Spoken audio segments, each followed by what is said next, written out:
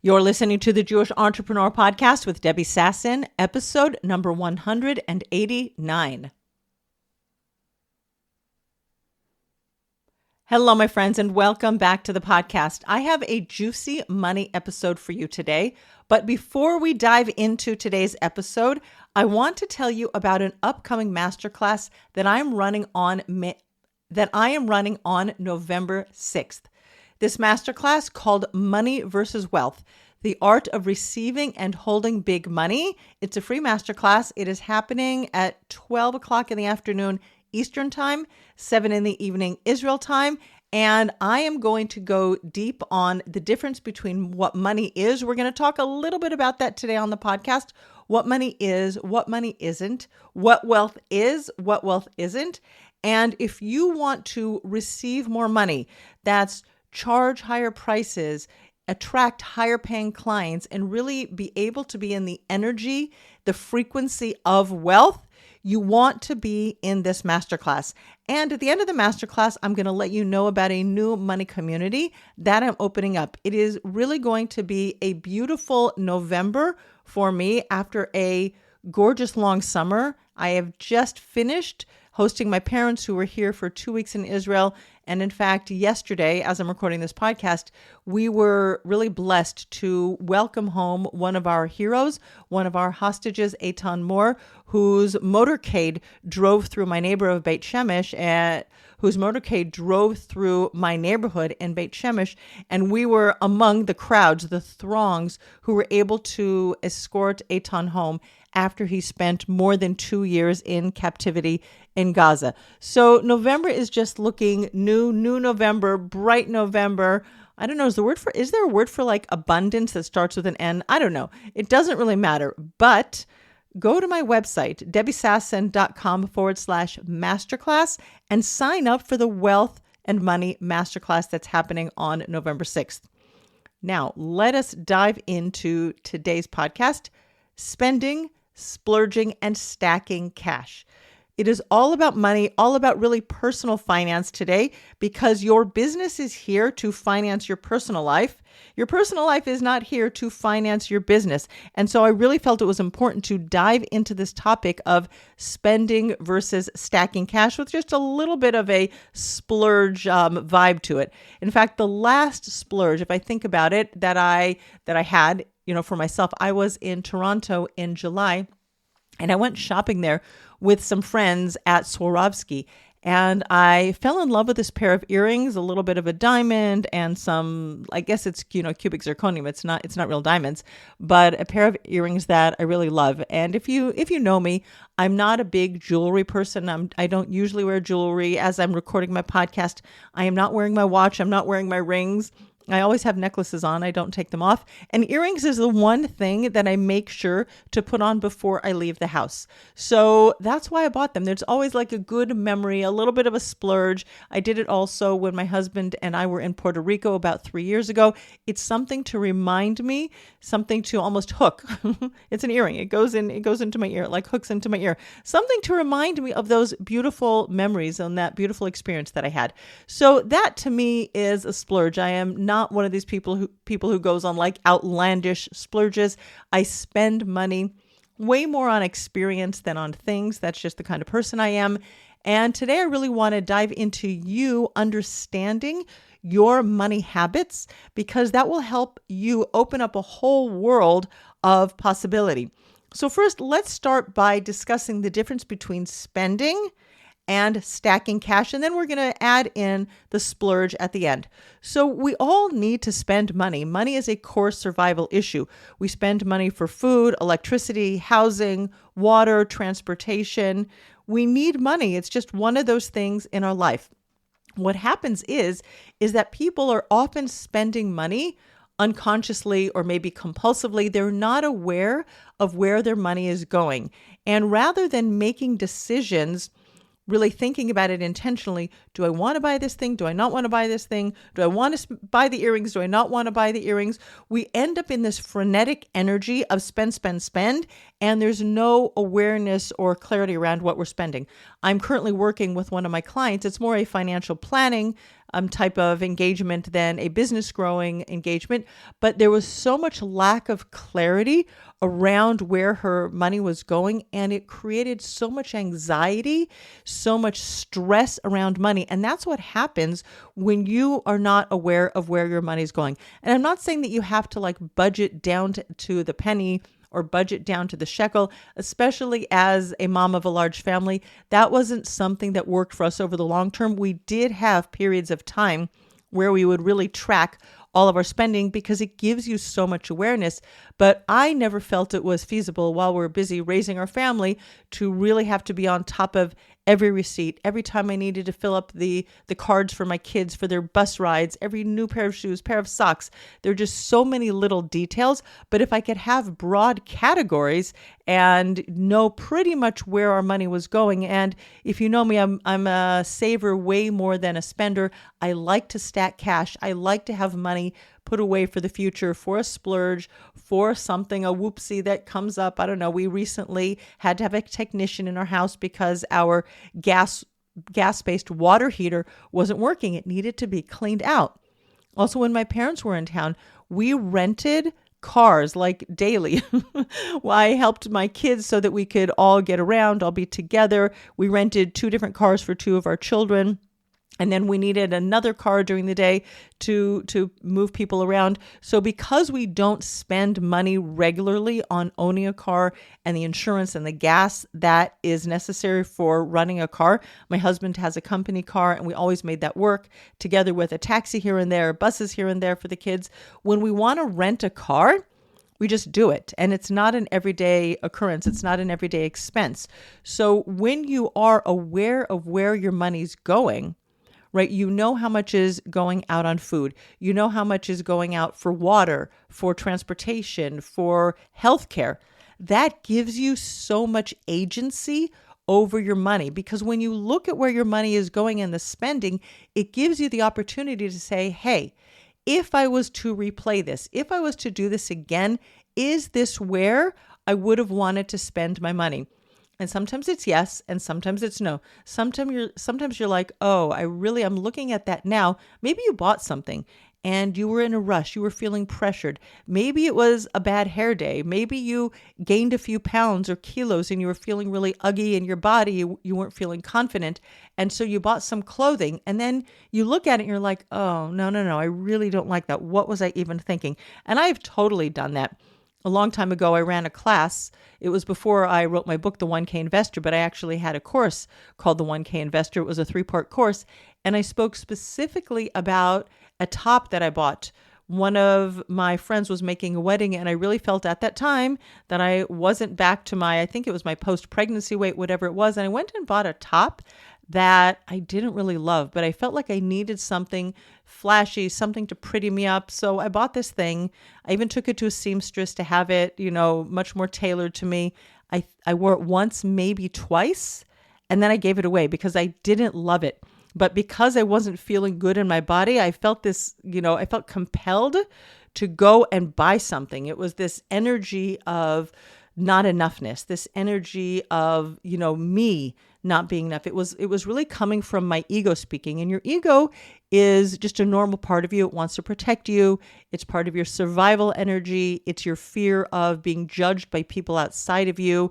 It's you wanting to control the situation. And of course, if I have the exact right top that everybody's going to think that I'm just beautiful and whatever, right? Then all of a sudden we feel like we're something. We feel like we're better. We feel like, we're, I don't know if on top of the world, but we're just like one notch up.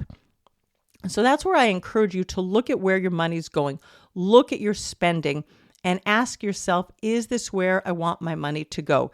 Because if it's not, now you have the ability to make different choices. And rather than being in this frenetic energy, rather than being in this lack energy or the scarcity around money and like spending, you can actually like lower your vibration to calmness. You lower your vibration to groundedness and even gratitude for the money that you have. And you can, decide if you want to spend your money differently. But so often also we come from parents and grandparents and they really were living in scarcity. My grandparents escaped from Nazi Germany and they built their lives up from zero. They left everything behind. I mean, I think they were able to bring some of their furniture with them because they left early in 1939. So my grandmother was able to pack up some of the family furniture, and it still lives in my grandparents' house. My grandparents passed away already many years ago, almost 30 years ago. But that furniture is in the house, some of it, and my dad owns the house and he rents it out. But there were a few things, but most everything, clothes, shoes, anything that couldn't fit into the suitcase, like family heirlooms, like they were just left behind. And my grandmother was an amazing, amazing cook, and she worked at the City College in Los Angeles in the cafeteria, and she became in charge of the cafeteria, opened up her own confectionery business.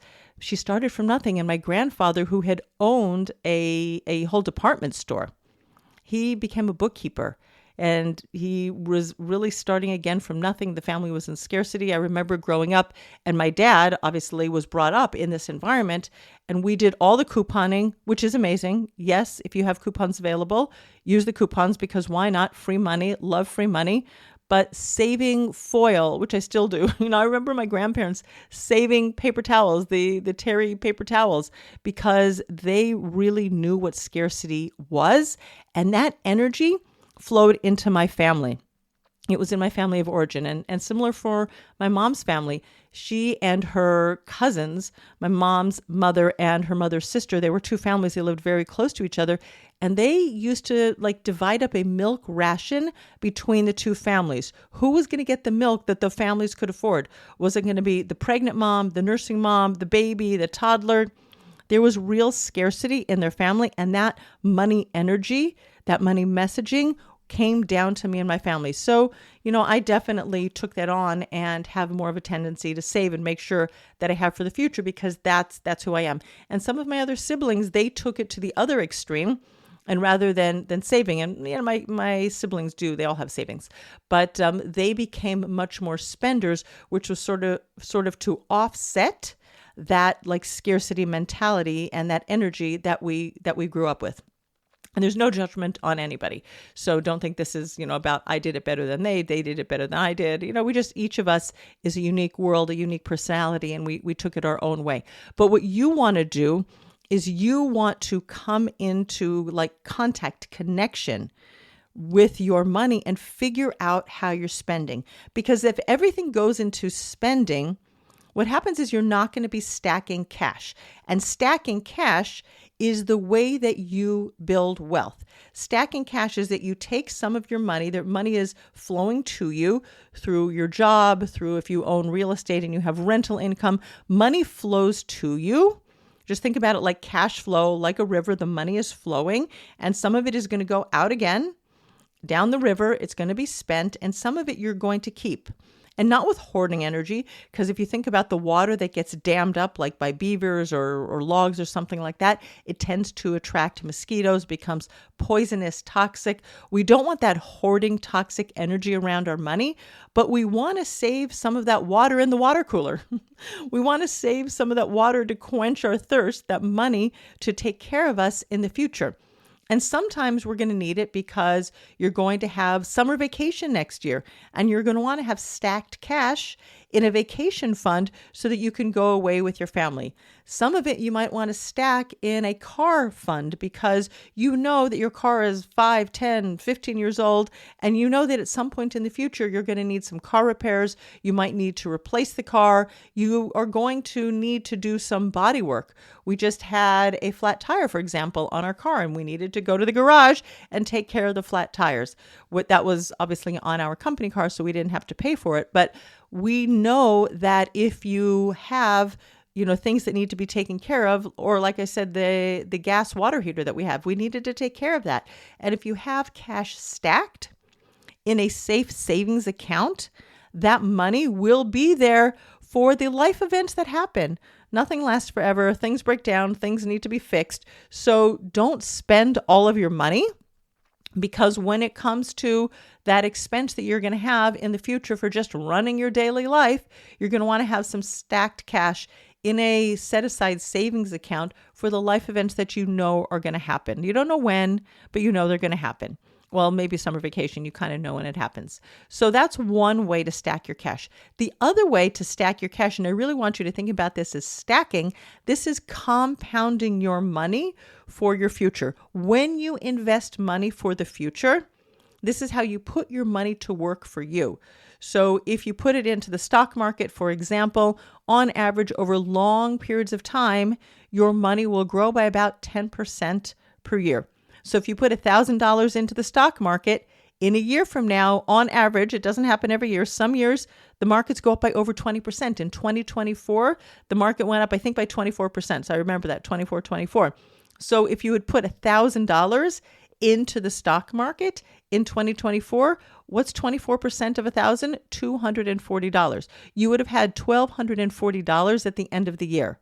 And then if it goes up again by 10% in 2025, and the markets are up so far this year, you would make another $120 on your money. So at the end of 2 years, and I'm not predicting, I just want you to know this is not a crystal ball. It's just explaining to you how compounded growth works. But you would end up with like $1,300 in the bank after 2 years. Not the bank really, it's an investment. It's not just putting your money in a savings account. That's going to earn you 3-4% of interest. There's a huge difference between safe savings, where your money is getting low interest rate for being in the bank in a very safe place. It's not being put at risk, or setting it aside for long-term compound growth. And again, over long periods of time, whether it is the stock market or it could be something like gold. I mean, gold has done incredibly well this year. So it could be commodities like gold, like silver. It could be in wheat. We're not talking about all the different types of investments now. Real estate, obviously, if you wanted to buy a rental property, you wanted to buy something, not your primary residence that you live in, but you wanted to invest money in an investment property that's going to give you a cash flow with rental income, and then the value of the property is also going to increase over time. Like, these are ways that you can really stack and compound your wealth over long periods of time. The problem that so many people have is that they're just so focused on getting through the month, right? Month to month, paycheck to paycheck, just paying the bills, that they don't have the time and the energy, and maybe you're just a little bit anxious and you don't know the language of building wealth. That's something that I talk about in my book, The 1K Investor, Simple Smart Steps to Start Investing with $1,000 or Less. It's available on Amazon. We will link it in the show notes. But if you don't intentionally take your money and think about how much you want to stack for the future, how much compound growth you want, and do you want the compound growth for you, for your future? Maybe you want to buy a bigger house as your family's growing. You want to help your kids. You want to educate them, send them to college. You want to help them when they get married. Like, there are things that it's so far off in the future, 5 years, 10 years, 20 years in the future, that we just push it off till tomorrow. Right? It's kind of like that Scarlett O'Hara, Gone with the Wind, fiddle-dee-dee. I'll think about it tomorrow. But we really can't do it because your money needs time to grow and stack for the future. There's a big difference between money now and money in the future. Money now is right here. It's in your hand and you spend it, but you need time for wealth to build for the long term. So if you're looking at your money, and you're thinking about what you want to do with it, here's what I strongly recommend. Look at the ways that your money is being deployed in your life. How much is going on spending? How much of your money is going to cover your future spending needs, wants, and desires? If you don't have money stacked up for the future. And even if you have retirement accounts, maybe your employer, maybe you have Social Security or a different pension plan, Bituach Leumi we have in Israel, it's really important for you to know how much is going to be available for you. I mean, the statistics in the US are pretty abysmal, that people in their 50s have less than $100,000 saved up for their future.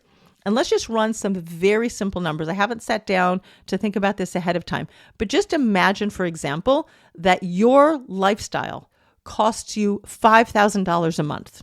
Okay, this is just really, really simple back of the envelope calculations. If you have $100,000 saved away for your retirement and you need $5,000 a month to cover your expenses, you have 20 months of living expenses. That's less than 2 years. Many people in their 40s, in their 50s, even in their 60s, haven't even thought clearly about the kind of money they're going to need in their retirement. How much money, people say, oh, I'm just going to work until I'm 100. Like, really? Like, my dad is here visiting. He's 87 years old, and my dad sold his business at 80 years old. You know what? Today at 87, he doesn't even have the energy that he had 7 years ago. Believing that you're going to be able to work till 100, I hope that you do. I hope that you have the energy, that healthcare has advanced, and we all have so much energy that we can continue with our side hustles. We can continue serving people and doing things that we love. But we really need to get a handle on our numbers, get a handle on what's building, what are we stacking for the future, so that we can also take care of our future self. And this is something so important. It's something that I will be talking about again in that masterclass, Money versus Wealth, on November 6th. Another, sneaky shout out to myself. Go and sign up, debbiesassen.com/masterclass. So you will be there. You'll get the replay of the class on November 6th. But it's really important. And I'm going to be specifically telling you how to just start calculating how much money you're going to need for the future. It's not a complicated calculation, but you need to know how much money you need now to take care of your life, and even things that you're paying for now, your kids' education, your kids' clothing, things like that. You won't have that in the future, but you might have healthcare costs when you're 70, 80, 90, in your hundreds that you're not paying for. So when I work with my clients, I never assume that their expenses are going to be less in the future. In fact, they might be more. You just never know. So it's really important for you to get a handle on it. So where does the splurge come in? Listen, we're all humans. We all love to be able to go away and buy something like earrings from Swarovski that weren't on my list of things that I wanted to buy when I was away. I knew my husband and I were going to go traveling. We went to Yellowstone. We went to the Grand Tetons. We had an itinerary of different hikes that we wanted, different experiences that we wanted to enjoy. But those $200 and something earrings, they were not on my wish list. But we like to splurge. Things come up. Things happen. So I always recommend, when you're thinking about your spending, you have a splurge account. If you have not yet set aside a splurge account, start with like 1% of your income every month. It's not a lot. If you have the capacity, put away 5% of your income a month. And if you want to splurge, then this gives you the opportunity to know, oh, I have this amount of money, let's say $200 in my splurge account. So I have to look and see, can I afford to buy this splurge because I've got the $200 in my account? If I look and say, oh, $200, the earrings are $240. Okay, maybe I'll take from next month's splurge account. I'll buy that splurge now so that I can enjoy something and have something special now, and then I won't splurge next month. So many times we're just like, I want this, I desire this, and it just comes from this like gut need that I want to have something now. But when you have a splurge account, it helps you to slow down and think intentionally. Is this something that I really want? Do I really want this? Like, we can really ask ourselves, do I really, really want this thing? Is this going to be the thing that helps me have the memories? Is this going to light me up for the future for long periods of time? Most of the time, it's not. We just have this like instinct, this like gut reaction, like, oh my gosh, I need this and I need this right now. And it's so not true. Have you ever put things into your cart at Amazon? I do this all the time. I think right about the time my parents arrived for a visit in Israel, and I was feeling like I needed to have a relaxing moment. We had just finished all the Jewish holidays, Rosh Hashanah, Yom Kippur, Sukkot. We just finished those, and my parents were due to arrive 2 days later. And I had this face mask, these like cloth face masks. You open a package, wear them, and I was like, wow. And I just like gave myself 10, 15 minutes to relax with this face mask. And you know what happened? I got this bee in my bonnet because it was such a relaxing experience. I need to go on Amazon and I need to buy more of these, like that need. And I spent about 5 or 10 minutes like researching them on Amazon. And by the way, your time is also a very important asset. It's also going to run out. Money can grow and compound, but time will run out. And I was researching, looking at reviews. I was going to get myself a box of these face masks. And at some point later on in the day, I think I got distracted by something. I was like, Debbie, what are you even thinking about? Like, this particular face mask has been in your cabinet in your bathroom for like 2 years. And I kid you not, it was sitting there for 2 years. You think you're going to buy a box of 20 face masks and take care of yourself like that every single week for the next 20 weeks? Like, that was just stupid. But it was such a gut reaction. I needed to do this splurge right now in the moment. And I was going to change over my whole life and take care of my face with a face mask every day for the next like year. I'm like, no, like, stop that. And so if you put things in your Amazon cart, don't press the buy button. It's just a gut reaction. It's coming from a need. It's coming from your ego, coming from like, I need this thing right now. And come back in like a day, 24 hours, 48 hours later. And I am constantly putting things in them. And I'm like, even like, what was I even thinking? There was this book that I heard about on somebody's podcast I just had to have. And I come back and I'm like, no, I definitely don't need that book.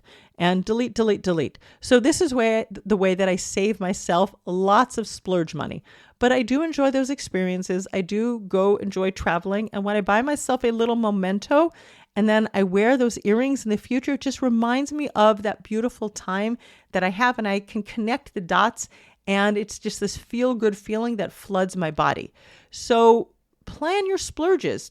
Plan them intentionally. I mean, we don't know when a splurge idea thing is going to come about, but if you're the kind of person who goes window shopping and you see clothing in the window and you're like, oh my gosh, I have to have that thing. That is so cool. Or you find a pair of shoes or a pair of sunglasses, a hat, whatever it is that you like, that you love to splurge on, make sure that you have money in a splurge account so that you can be intentional about your spending and you don't just spend, because when you're doing that today, your future self isn't having money stacking for her. And you want to make sure that you're saving money intentionally for the little life happens moments, like your gas water heater like dies and you need to have it fixed and cleaned out, or the tires on your car need to be repaired, or once upon a time, many years ago, I think it's my 20-year-old son, he picked up my prescription sunglasses, and being the curious 2-year-old that he was, he like took them in his hands and broke them in half. And I needed to get myself a pair of new prescription sunglasses. And of course, that was not on my budget that month. So really think about your spending, be more intentional. I recommend going down all the categories of your spending, and it doesn't have to be to the penny. But if you can reduce your spending in every category or several categories by just 1%, and I'm not talking about making huge, broad brushstrokes changes in your spending, but just a little bits of money that you can put aside into a splurge account, or little bits of money that you can put aside and you can stack your cash for your future, you will definitely be living a much more wealthy and abundant life. So this is really a very conceptual podcast episode today. I gave you a few pointers and how-tos on how to do it, but get to know your money, get to know your money flow, get to know how money comes into your life, how it flows in. Notice how you hold on to money, how you stack cash for the future. Notice if there's splurging. Is there like a rush of money going out? And how you're spending. And is it like this calm, beautiful river flow? Is it like a torrent, a raging river? The money goes out, out, out. So it leaves you like parched and dry until the next cash flow comes in. And make sure that you are growing and compounding your money. You're stacking your cash for the future. And if you have any questions, you want to go deeper into this concept, please join me on November 6th for my masterclass, Money versus Wealth. Go to my website, debbiesassen.com/masterclass, and I will see you November 6th, 12 o'clock Eastern, 7 p.m. in Israel. The replay will be available for a limited period of time, 72 hours, maybe for 5 days, but you want to make sure that you take this opportunity to really get to know what's the difference between money, the difference between wealth, and how you can become a receiver. You can become really an infinite receiver of receiving more money and holding more money and being in the frequency of wealth. Thanks so much for tuning in today, and I will see you next week on the Jewish Entrepreneur Podcast. Bye-bye for now.